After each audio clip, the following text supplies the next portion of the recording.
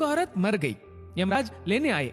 औरत ने यमराज से पूछा, आप मुझे स्वर्ग ले जाएंगे या नर्क? यमराज बोले, दोनों में से कहीं नहीं। तुमने इस जन्म में बहुत ही अच्छे कर्म किए हैं, इसलिए मैं तुम्हें सीधे प्रभु के धाम ले जा रहा हूं। बुजुर्ग औरत खुश हो गई, बोली, धन्यवाद, पर मेरी आपसे एक विनती है। मैंने यहाँ धरती पर सबसे स्वर्ग नर्क के बारे में बहुत सुना है। मैं एक बार इन दोनों जगहों को देखना चाहती हूँ। यमराज बोले, तुम्हारे कर्म अच्छे हैं, इसलिए मैं तुम्हारी ये इच्छा पूरी करता हूँ। चलो, हम स्वर्ग और नर्क के रास्ते से होते हुए प्रभु के धाम चलेंगे। दोनों चल पड़े। सबसे पहले नर्क आया। नर्क में बुजुर्ग औरत ने जोर जोर से लोगों की रोने की आवाज सुनी। वहां नर्क में सभी लोग दुबले पतले और बीमार दिखाई दे रहे थे। औरत ने एक आदमी से पूछा, यहाँ आप सब लोगों की ऐसी हालत क्यों है? आदमी बोला, तो और कैसी हालत होगी? मरने के बाद जब से यहाँ आए हैं, हमने एक दिन भी खाना नहीं खाया। भूख से हमारी आत्माएं तड़प रही है।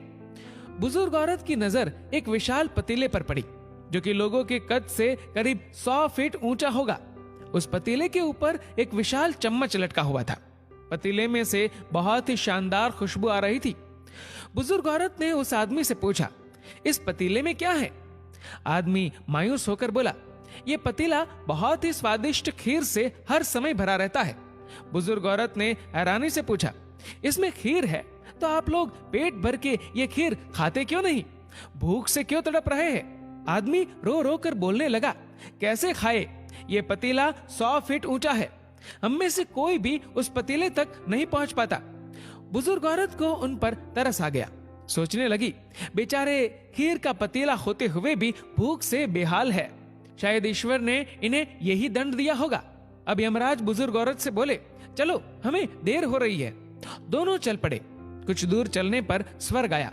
वहां पर बुजुर्ग औरत को सबकी हंसने व खिलखिलाने की आवाजें सुनाई दी। सब लोग बहुत खुश दिखाई दे रहे थे। उनको खुश देखकर बुजुर्ग औरत भी बहुत खुश हो गई। पर वहां स्वर्ग में भी बुजुर्ग औरत की नजर वैसे ही 100 फीट ऊंचे पतीले पर पड़ी जैसा नर्क में था। उसके ऊपर भी वैसा ही चम्मच लटका हुआ था। बुजुर्ग औरत ने वहां लोगों से पूछा, इस पतीले में क्या है? स्वर्ग के लोग बोले कि इसमें बहुत टेस्टी खीर है। बुजुर्ग औरत हैरान हो गई। उनसे बोली, पर यह पतीला तो 100 फीट ऊंचा है। आप लोग तो इस तक पहुंच ही नहीं पाते होंगे। उस हिसाब से तो आप लोगों को खाना मिलता ही नहीं होगा। आप लोग भूख से बेहाल होंगे। पर मुझे तो आप सभी इतने खुश लग रहे हो, ऐसे कैसे? उनमें से एक व्यक्ति बोला, हम सब लोग तो इस पतीले में से पेट भर के खीर खाते हैं। औरत बोली, पर कैसे? पतीला तो बहुत ऊंचा है। व्यक्ति फिर बोला, तो क्या हो गया? पतीला ऊंचा है तो यहाँ पर कितने सारे पेड़ हैं। हमने इन पेड़ों की लकड़ी ली, उसको काटा और एक विशाल सीढ़ी का निर्माण किया। उस लकड़ी की सीढ़ी के सहारे हम पतीले तक पहुंचते हैं और सब मिलकर खीर का आनंद लेते हैं। बुजुर्ग औरत यमराज की तरफ देखने लगी। यमराज मुस्कुराए और बोले, ईश्वर ने स्वर्ग और नर्क मनुष्यों के हाथ में ही सौंप रखा है। चाहे तो अपने लिए नर्क बना ले, चाहे तो अपने लिए स्वर्ग। ईश्वर ने सबको एक समान हालातों में डाला है। उसके लिए उसके सभी बच्चे एक समान है।